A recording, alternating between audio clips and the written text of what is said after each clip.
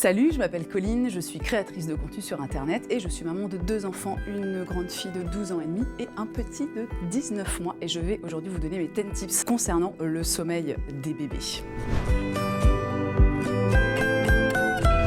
Et surtout, n'écoutez pas en fait ce que vous disent les gens de type il faut pas que tu le portes tout le temps, il faut pas que tu dormes avec lui parce qu'il va s'habituer, etc. Vraiment, faites-vous confiance, en fait, c'est votre enfant, c'est vous qui le connaissez le mieux, c'est vous qui savez.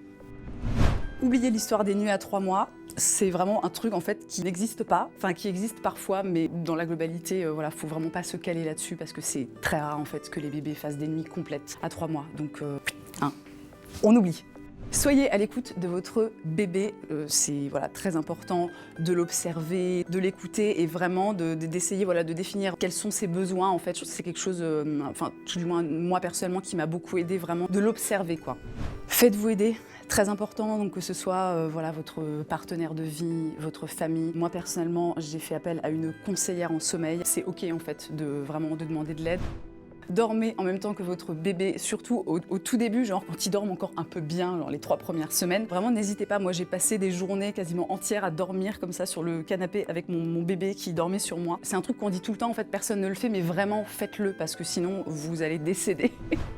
Travailler sur la question, essayer des trucs. On a mis des choses en place, en fait, on a essayé, voilà, plein de petits trucs. Ça peut être vraiment des détails parfois. Quand on est un peu désespéré aussi, on essaie des choses en se disant « Ah tiens, peut-être que s'il a une couleur de drap différente, ça va changer quelque chose. » Bon alors, ça ne change rien, je vous le dis. Si c'est une situation qui est difficile pour vous, travaillez vraiment sur la question et essayez de mettre des choses en place. Faites des tests.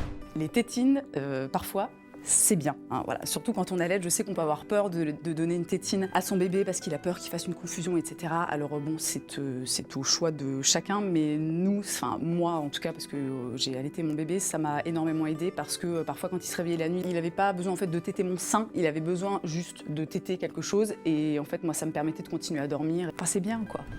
Passer le relais pour la gestion des nuits, alors encore une fois que ce soit avec votre partenaire de vie ou alors la famille, nous par exemple assez rapidement quand même, notre bébé dormait mieux chez ses grands-parents, hein, évidemment, et c'est vraiment en fait ça permet de récupérer, c'est hyper important. Ça peut être difficile de laisser son tout petit bébé, il faut pas hésiter en fait, vous n'êtes pas un mauvais parent parce que vous confiez pour une nuit en fait votre bébé juste pour pouvoir récupérer et rester en bonne santé quoi.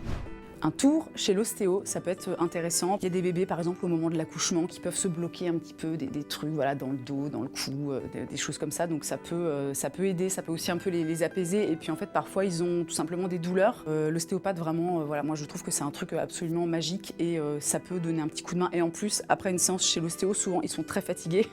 Donc ils dorment bien, un peu. Enfin, pas longtemps, ça dure pas longtemps, mais c'est un peu quoi, tu vois.